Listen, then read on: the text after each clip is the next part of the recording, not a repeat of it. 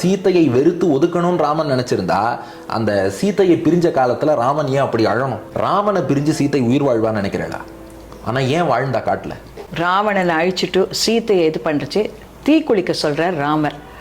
அது என்ன அவருக்கே சந்தேகமா இல்ல உலகத்துக்கு ப்ரூவ் பண்ணணும்ட்டா? அது என்ன அவசியம்? உலகத்துக்கு ப்ரூவ் பண்ண வேண்டிய அவசியம் இல்லையே. ஏன் சீத்தை தீ குளிச்சா? நல்ல கேள்வி. சீத்தை தீ குளிக்கிறத நம்ம எப்படி எடுத்துக்கணும்னா, உங்களுக்கு ஒரு சின்ன ஒரு கேள்வி உங்ககிட்ட நாங்க இவ்வளவு நேரம் எங்கிட்ட நீங்க நிறைய கேள்வி கேட்டேன். ஒரு சின்ன கேள்வி கேட்கிறேன். நம்ம ஆத்து குழந்தை வாசல்ல போய் ஏதோ விஷமம் பண்றது, நம்ம குழந்தை மேல தப்பு இருக்கு இல்ல அதெல்லாம் அப்புறம் ஏதோ ஒரு விஷமம் பண்ணிடுத்து எதிர்த்த வீட்டுக்காரர் நம்ம குழந்தைய திட்ட வரார். அப்ப நீங்க என்ன பண்ணுவீங்க? என் குழந்தைய தான் நான் டிஃபெண்ட் பண்ணுவேன். இல்ல, நாம முதல்ல போய் குழந்தைய ஒரு அடி அடிச்சு உள்ள வடான விஷயம் வந்துருவோம். எதிர்த்த வீட்டுக்காரர் குழந்தைய திட்ட வரார்னா நாம போய் குழந்தைய அடிப்போம். எதுக்கு? குழந்தை நன்னா அழட்டும், குழந்தைக்கு வலிக்கட்டும், அவமானப்படட்டும், அதுக்காகவா பண்றோம்? அது இல்ல. என் குழந்தைய நான் அடிச்சாலும் எனக்கும் அதுக்கும் விட்டு போகாது. ஆனா எதிர்த்த வீட்டுக்காரன் என் குழந்தைய பார்த்து ஒரு வார்த்தை சொல்லக்கூடாது. அது குழந்தை மேல உள்ள பாசமா வெறுப்பா? பாசம்தான். அதே போலதான் இப்போ சீத்தைய அப்படியே ராவணன் வீட்டுல இருந்து ராமன் ஏத்துக்கிறான்னு வச்சுக்கோங்க. பக்கத்திலேயே சுக்ரீவன் ஒருத்தன் நிக்கிறான். அவன் மனைவி ருமா பல நாள் வாலியோட இருந்தா. அப்படியே ஏத்துட்டான். அவன் என்ன நினைப்பான்?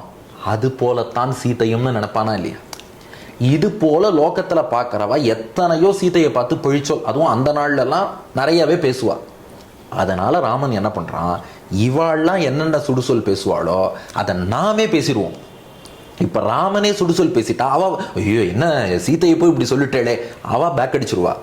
அடுத்து ராமனே அக்னி பிரவேசம் பண்ண சொன்னா அக்னி தேவன் உட்பட அத்தனை தேவர்களும் தோன்றி, ஏன்னா அந்த கான்டெக்ட்ல ராமன் யாருன்னா அவர் தேவாதி தேவன்.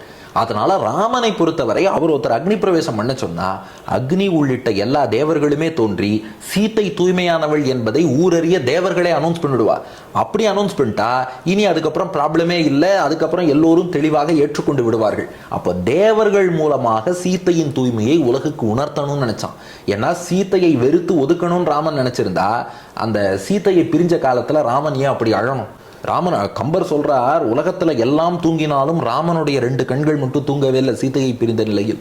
வால்மீகி சொல்றார், அனித்ர சததம் ராமஹா, தூக்கமே இல்லாமல் ஒருவேளை தூங்கினாலும் கூட சீதா என்று சொல்லிக்கொண்டு ராமன் விழிக்கிறான். அப்ப அப்படியெல்லாம் கதறின ராமன், சீதைக்காக ஏங்கின ராமன் அவளை விட்டுடுவானா? அப்போ இதுல ஒரு விஷயம் வச்சிருக்கான். என்ன பண்றான், இந்த பழிங்கிறது சீத்தை மேல போகக்கூடாது, தன் பேர்ல போனாலும் பரவாயில்ல. அதுக்கு தான் அக்னி பிரவேசம்னு ஒன்று பண்ண சொன்னான். இப்போ உபன்யாசம் பண்றவாள்லாம் திட்டணும்னாலும் என்ன பண்ணிடுறோம், இந்த ராமன் சரியான கல்நெஞ்சக்காரர் சார், இவ்வளவு தூய்மையான சீத்தை, நீங்களே கேள்வி என்ன கேட்குறீங்க, எதுக்கு இவ்வளவு தூய்மையான சீத்தையை அக்னி பிரவேசம் பண்ண சொன்னாரே, இவர் இப்படி சொல்லலாமா, ஊருக்காக ஒன்று பண்ணலாமா? அப்போ பழியெல்லாம் ராமன் பேர்ல வந்துருத்து, சீத்தையை யாரும் ஒரு வார்த்தை பேச முடியல இல்லையா? இதுக்காகத்தான் பண்றாராம். இதை எங்க புரிஞ்சுக்கிறோம்னா, சீத்தையை விபீஷணன் ஏற்பாடு பண்ணி பல்லக்கில் அழிச்சுன்னு வரான். அப்போ ராமன் சீத்தையை பார்த்து சொல்றான், இது யுத்த காண்டத்துல வால்மீகியோட ஸ்லோகம், தோஷா நேத்ராதுரஸ்யேவ பிரதிகூலாசி மே திருடம். சீதா, உன்னை பார்க்கவே எனக்கு பிடிக்கல, நீ எங்கேயாவது போயிடு, உன்னை ஏத்துக்கணும்னு எனக்கு விருப்பமே இல்லை. ஏன்னா நீ எப்படி இருக்கன்னா, கண் பார்வை, கண்ணில் தோஷம் உள்ளவனுக்கு நெருப்பை பார்த்தா எப்படி கூசுமோ, உன்னை பார்த்தாலே எனக்கு கூசுறது. ஸ்லோகத்தை என்ன கவனிங்கோ, கண் பார்வையில தோஷம் உள்ளவனுக்கு நெருப்பை பார்த்தா எப்படி கூசுமோ உன்னை பார்த்தா எனக்கு கூசுறது. இதுக்கு நீங்களே அர்த்தம் சொல்லுங்க. யார் மேல ப்ராப்ளம்? நம்ம மேலதான், கண் பார்வை மேலதான். சீதை யாரு? தீபம், நெருப்பு. நெருப்பு அப்படின்னா உன் கற்பு என்பது நெருப்பு, உன்னை யாரும் நெருங்க முடியாது. ஆனா லோகத்துல இருக்கானே பாக்குறவன் பார்வையெல்லாம் தோஷமுள்ள பார்வையா இருக்கிறதுனால இந்த நெருப்பை பார்த்தாலும் அவனுக்கு கண்ணு கூசுறது. அதனால உன்னை பார்க்க பிடிக்கலங்கிறான் ராமபிரான். அப்ப சீத்தை என்ன பண்றா, லக்ஷ்மணனை கூப்பிட்டு நீ சிதை மூட்டு அக்னி பிரவேசம் பண்றேன்னா, இது ஒன்னொன்னுலயும் ஒரு தத்துவம் இருக்கு. நாம என்ன பண்ணிடுறோம், மேலோட்டமா பட்டிமன்றம் நடத்திட்டு போயிடுறோம். ஒன்னொன்னுலயும் ஒரு தத்துவம் இருக்கு. ராமன் மான் பின்னாடி போனா இல்லையா, அந்த மாரீச்சன் ராமன் குரல்ல சத்தம் போட்டுட்டு உயிரை விட்டுடுறான். அப்போ சீத்தை லக்ஷ்மணன்ட்ட அவங்க அண்ணாவுக்கு ஆபத்து போனா, அப்போ லக்ஷ்மணன் இல்லை அப்படி ஒன்றும் ஆகாதுன்னு சொன்னப்போ சீத்தை என்ன ஒரு வார்த்தை சொல்றா, இல்லை நீ வேற எண்ணத்துல இருக்க போல இருக்கு, நீ போகலைன்னா நான் நெருப்புல குதிப்பேன்னா. ஒரு பக்தனை பார்த்து யார் சுடுசொல் பேசினாலும் அவளுக்கு அந்த தண்டனையை பெருமாள் கொடுத்துருவாராம். லக்ஷ்மணனை பார்த்து நான் அக்னி பிரவேசம் பண்ணுவேன், நீ போன அவனை ஒரு சுடுசொல் பேசினே இல்லையா, அதுக்கு தண்டனை லக்ஷ்மணன் கையாலேயே நெருப்பு முட்டி அதுல நீ இறங்கிடணும். அதுக்காக இது சீத்தைக்கு விஷயம் தெரியாதுன்னு அர்த்தம் இல்லை. நமக்கு சீத்தை உணர்த்தரா, ஒரு பாகவத அபச்சாரம் அடியார்கள்ட்ட அபச்சாரப்பட்டா பிராட்டின்னு கூட பார்க்க மாட்டார், பெருமாள் தண்டிப்பார். அதனாலதான் இறங்குன்றான். அதுக்கப்புறம் சீத்தை அக்னியில இறங்குறா. இறங்கினதும் அக்னி தேவன், இந்த இடத்துல கோவிந்தராஜர் வியாக்கியானம் பண்ணியிருக்காரு, இது திருமலை நம்பிகள் ராமானுஜருக்கு சொன்ன அர்த்தம்.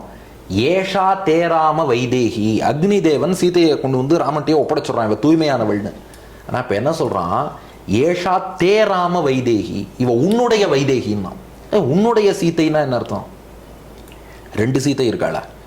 2 சீதை இருந்தா தானே உன்னுடைய சீதைன்னு சொல்ல முடியும். அது என்னன்னா, அதுக்கு கோவிந்தராஜர் வியாக்கியானத்துல ஒரு விஷயம் தெரிவிக்கிறார், இது புராணங்கள்லையும் சொல்லப்பட்டிருக்கு. ராவணன் அந்த மாயமான அனுப்புறதுக்கு முன்னாடி ராமன் என்ன பண்ணானா, அவருக்கு தான் எல்லாம் தெரியுமே, சீதைகிட்ட சொன்னாராம், அடுத்து ராவணன் வரப்போறான், நீ போக வேண்டாம், நீ அக்னி லோகத்துல போய் பாதுகாப்பா இரு.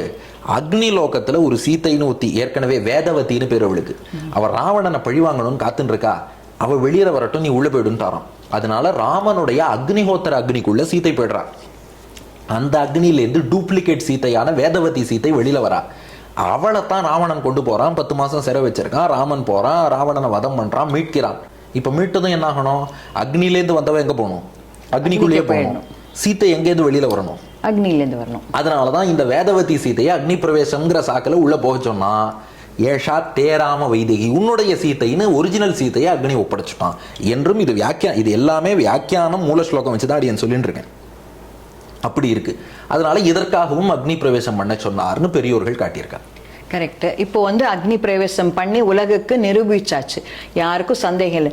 ஆனா ஒரு வண்ணான் சொன்னா அப்படின்னு சொல்லிட்டு திருப்பியும் கர்ப்பிணியாக இருக்கிற சீத்தைய திருப்பி ராமர் காட்டுக்கு அனுப்பிச்சது எந்த விதத்துல? சூப்பர் கேள்வி கேட்டேன். ஆனா ஒரே ஒரு பிரார்த்தனை, அந்த சலவை தொழிலாளின்னு ஒருத்தர் என்ன பாவம் பண்ணாருன்னு தெரியல, எல்லாரும் அவரை சொல்லிட்டு இருக்கோம்.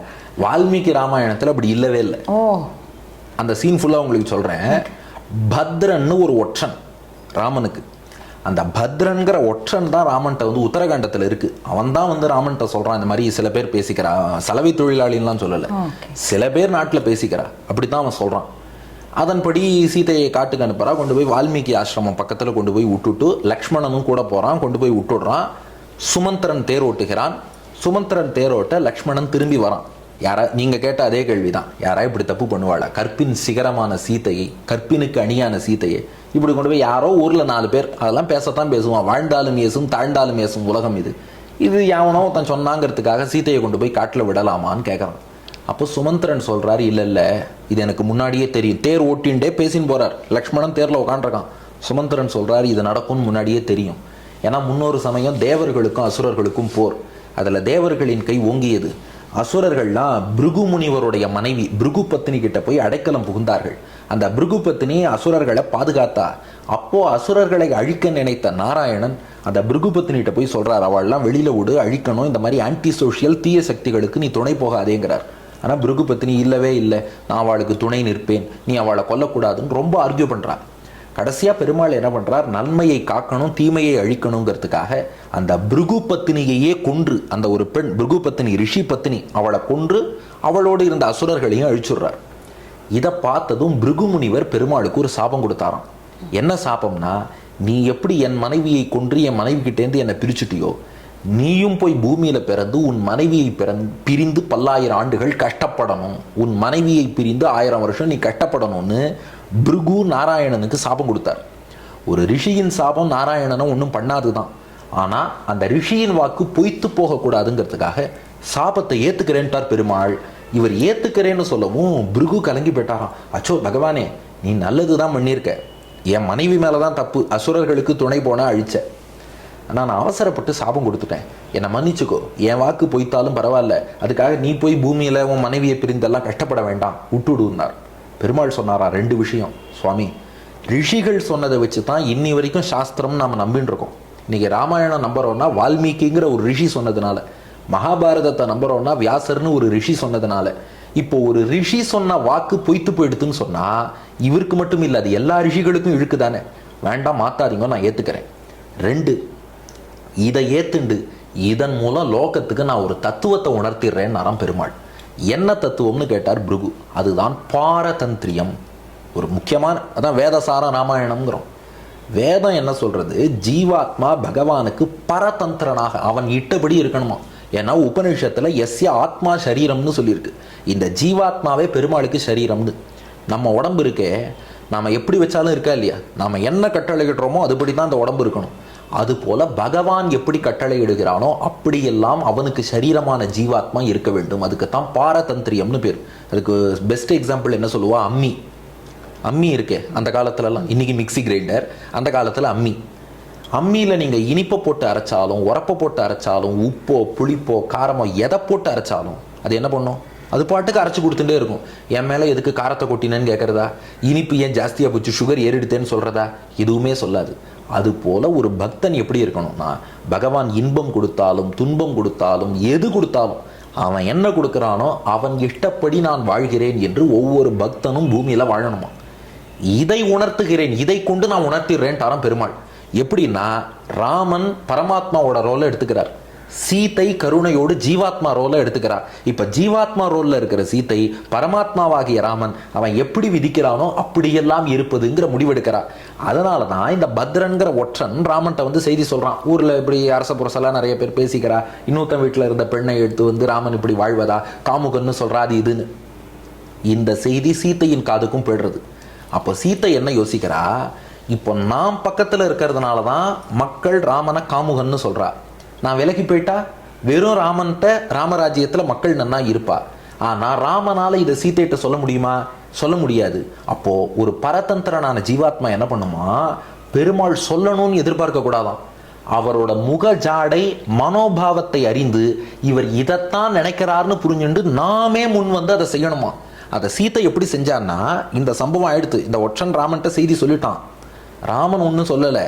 அதே சமயம் ராமன் சீத்தையை பார்த்துட்டு கேட்குறான், அபத்தியலாபோ வைதேகி, சீதா நீ கருவுற்று இருப்பது போல தெரியறதே, கருவுற்று இருக்கும் மனைவி வந்து ஏதாவது ஆசைப்பட்டா அதை நிறைவேற்றணும், உனக்கு என்ன ஆசை? நானும் தபோவனா நீ புண்ணியானி திரட்டுமிச்சாமி ராகவா, எனக்கு காட்டில் போய் ரிஷிகள் மத்தியில் வசிக்கணும்னு ஆசை, அந்த என்னுடைய குழந்தைகள்லாம் அந்த ரிஷிகளுடைய வேத கோஷத்தை கேட்டுன்னு வளரணும்னு ஆசை, அதனால என்னை காட்டில் கொண்டு போய் விடுங்கோன்னு சீத்தை வேண்டான்.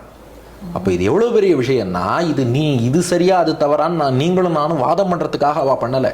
ஒரு ஜீவாத்மா என்ன பண்ணணும்னா, பெருமாள் ஒரு கட்டளை திருவுள்ளத்தில் நினைக்கிறார்னா அவர் அதை சொல்கிறதுக்கு முன்னாடி நான் இங்கே எக்ஸிக்யூட் பண்ணணும். விடுத்த திசை கருமன் திருத்தின்னு பெரியாழ்வார் பாடுறாரு பாருங்க. அப்படி அவன் எந்த திசை நினைக்கிறானோ அங்கே போயிடணுமா. நான் போறேன்ட்டு கிளம்பி போயிட்டா. ராமனை பிரிஞ்சு சீத்தை உயிர் வாழ்வான்னு நினைக்கிறேளா? ஆனால் ஏன் வாழ்ந்தா காட்டில்? என்ன காரணம்னா, சீத்தை சொல்கிறா, பெருமாள் அடுத்த வாரிசு நாட்டுக்கு உருவாகணும்னு ஆசைப்படுறார், ரெட்ட குழந்தை கர்ப்பத்தில் இருக்கு, அவர் திருவுள்ளத்துக்கு முரணா என்னுடைய உயிரை மாய்த்து கொள்ளக்கூடாது, அதுக்காக நான் வாழ்வேன்னு வாழறான். பெருமாளே ஒரு பெரிய லீலை பண்ணியிருக்கார், எங்க வேணாலும் கொண்டு போய் விடலாம். வால்மீகி ஆசிரமம் பக்கத்தில் கொண்டு போய் விட்டார். என்ன காரணம்னா, இப்போ வால்மீகிக்கு உங்களுக்கு வந்து அதே டவுட் வந்துடுத்து, இது என்னடா ராமனை எல்லாரும் பகவான் அவதாரம் அது இதுங்கிறா, இவர் கொண்டு ஒய்ஃபை பிரெக்னென்ட் ஒய்ஃப் கர்ப்பிணி மனைவியை காட்டில் விட்டுருக்கார், அவதாரமா இல்லையா, இவனைத்தான் புருஷோத்தமன் நினைச்சுட்டு இருக்கேன், அப்போ இவன் இல்லையா, சந்தேகம் மனசுல போட்டு குழப்பறது. அப்பதான் பாலகாண்டத்தின் முதல் ஸ்லோகம் நேரா நாரதர்ட்ட வால்மீகி கேட்கிறார், தபஸ்வாத்தியாய நிரத்தம் தபஸ்வி வாக்விதாம் வரம் நாரதம் பரிபப்ரச்ச வால்மீகிர் முனி புங்கவம்னு நாரதர்ட்ட போய், என்ன சுவாமி இது, நான் பரமபுருஷன்னு ராமனை நினைச்சிட்டு இருக்கேன், அது உண்மையா இல்லையா, அல்லது உலகத்துல வேறு யார் தான் எல்லா குணங்களும் நிறைந்தவர்னு கேட்க, அப்ப நாரதர் சங்கேப ராமாயணம்னு ராமனுடைய திருவுள்ளத்தை வால்மீகிக்கு உபதேசிக்கிறார். அதை கேட்டதும் தான் வால்மீகிக்கு புரிஞ்சுதான், இந்த ராமாயணத்தை நான் உணரணுங்கிறதுக்காகத்தான் இந்த கேள்வி எழுந்தால்தான். ஏன் என்ற கேள்வி இங்கு கேட்காமல் வாழ்க்கை இல்லை, இவர் கேள்வி கேட்டாதான் பதில் பிறக்கும். இந்த கேள்வி கேட்டு மனசை குடைய வைக்கணுங்கிறதுக்காகத்தான் சீத்தையை கொண்டு வந்து அங்கே விட்டுருக்கான். அப்போ வால்மீகி புரிஞ்சுட்டாரான், ஏன் பிரெக்னென்ட் நிலையில கொண்டு வந்து விட்டுருக்கான்னா, இந்த ராமாயணத்தை இதன் மூலம் அறிந்துட்டோம் அல்லவா, இதை நாம் ஒரு காவியமாக எழுதணும்னு ராமனுக்கு திருவுள்ளோம். எப்போ எழுத வைக்க முடியும்? சீத்தையை கொண்டு வந்து அங்கே விட்டாதான் ராமன் யாருங்கிற கேள்வி வரும், கேள்வி கேட்டால் பதில் பிறக்கும், பதில் பிறந்தால் காவியம் உருவாகும். அப்போ ராமாயணத்தை எழுத வச்சிருக்கான். அது ஏன் கர்ப்பிணியா கொண்டு வந்து விட்டான்னா, குழந்தைகள் பிறந்ததும் பிறந்தவுடன் அந்த குஷனுக்கும் லவனுக்கும் அந்த ராமாயணத்தை உபதேசிக்கணும், அதுக்காக சொல்லியிருக்கான். கரெக்டா அவ உபதேசம் வாங்கிட்டா அவளுக்கு 12 வயசு ஆகும்போது ராமன் முன்னாடியே வந்து அவ ராமாயணம் பாட செம்பவள திரள்வாய் தன் சரிதை கேட்டான்னு ராமனே கேட்கணும். அதனால வால்மீகி என்ன புரிஞ்சுட்டாரா, அப்போ இந்த ஒரு சின்ன விஷயத்திலேயே இவ்வளவு இருக்குன்னா, பகவான் என்ன பண்ணாலும் நம் புத்திக்கு அது புலப்படாது, நம் புத்திக்கு அப்பாற்பட்ட பல விஷயங்கள் பல காரணங்களால பெருமாள் ஒன்று பண்ணுவார். அதனால என் புத்திக்கு ஒன்று புரியலைங்கிறதுக்காக பெருமாளை தப்பு சொல்றதை விட, அவர் எது செஞ்சாலும் அர்த்தம் இருக்கும்னு புரிஞ்சுட்டு நமக்கு அவர் விடுத்த கட்டளையை செய்வோம்னு வால்மீகி எழுத ஆரம்பிக்கிறாராம். அதனால பகவான் பல விஷயங்களை திருவுள்ளத்தில் கொண்டு அதை பண்றான். பின்னாடி சீதை ராமனோட சேரலையே, அப்படியே பிரிஞ்சு போயிடுறாளேன்னா அதுக்கு சுவாமி பிள்ளலோகாச்சாரியர் விளக்கிறார், அது அனன்யார்கத்தை வெளியிடுவதற்காக. அப்படி அதாவது என்னன்னா, பிராட்டி பெருமாளுக்கு மட்டுமே உரியவள். எப்போ பிராட்டிய இன்னொருத்தனுக்கு உரியவள்ங்கிற பேச்சு வந்துருத்தோ அதுக்கப்புறம் அவன் வாழ மாட்டாள். அது அந்த குழந்தைகளை ராமன்ட்ட ஒப்படைக்கணுங்கிறதுக்காக தான் இருந்தா. இது எங்க பார்க்குறோம்னா ஆண்டாள் நாச்சியாரோட பாசுரம் உங்களுக்கு தெரியும். வானிடை வாழும் அவ்வானவர்க்கு மறையவர் வேள்வியில் வகுத்த அவி கானிடை திரிவதோர் நரி புகுந்து கடப்பதும் மோப்பதும் செய்வதொப்ப ஊனிடை ஆழிசங்கு உத்தமர்க்கென்று உன்னித்தெழுந்த என் தடமுலைகள் மானிடவர்க்கென்று பேச்சுப்படில் வாழகில்லேன் கண்டாய் மன்மதனே. என்ன ஒரு மனிதனுக்குன்னு பேசிட்டாலே அப்புறம் நான் உயிரோடு இருக்க மாட்டேன்னு ஆண்டாள். அது போலத்தான சீத்தையும். அப்போ எப்போ ஒருத்தன் அந்த தவறான பேச்சு மக்கள் மத்தியில் வந்துருத்தோ அந்த நிமிஷமே பெருமாளை தவிர இன்னொருத்தன்னு பேசிட்டாலே தாயாருக்கு உயிரோடு இருக்கணுங்கிற எண்ணம் இருக்காது. அப்போ அந்த குழந்தைகள் சேருவதற்காக பிராணம் தரித்திருந்தாள். அதுக்கப்புறம் பிரிகிறாள் என்ற அளவில் புரிஞ்சுக்கணும். அப்போ இது எல்லாமே பெருமாளும் தாயாரும் நடத்தும் லீலை. அதே சமயம் தாயார் மீது பெருமாளுக்கு பாசம் இல்லைன்னு மட்டும் நினைச்சிடக்கூடாது. இங்கே லக்ஷ்மணன் இந்த சுமந்திரன்ட்ட எல்லா கதையும் கேட்டும் திரும்பி வரான். வந்து பார்த்தா ராமன் அழுதுன்னு இருந்தான். அண்ணா நீ தானே காட்டில் கொண்டு போய் விட சொன்ன, இப்போ நீயே அழுதுன்னு இருக்கியேன்னு கேட்குறான் லக்ஷ்மணன். அப்போ ராமன் சொன்னானா, அனுப்பி வைத்தவன் ராஜா ராமன், அழுது கொண்டு இருப்பவன் சீதாராமன். ரொம்ப பிரமாதம், ரொம்ப பிரமாதமாக இருந்தது. அப்படியே மனசை உருக்கிற மாதிரி இருந்தது இது. அடுத்தது இப்போது ராமர், பரதன், சத்ருகனன் எல்லாருமா சரையூல இறங்கி அவ வைகுண்டம் திருப்பி போகிறதுக்கு பிரயத்தனப்பட்டு இருக்கா. அப்போது ஏன் அனுமார் அவரை ஐஷன் போல இவர் கூப்பிட்டு அவர் வரலையா, இல்லை அவரே வரலன்னு சொல்லிட்டாரா? ஏன் அனுமார் அந்த இதுக்கு போகல? நிச்சயமாக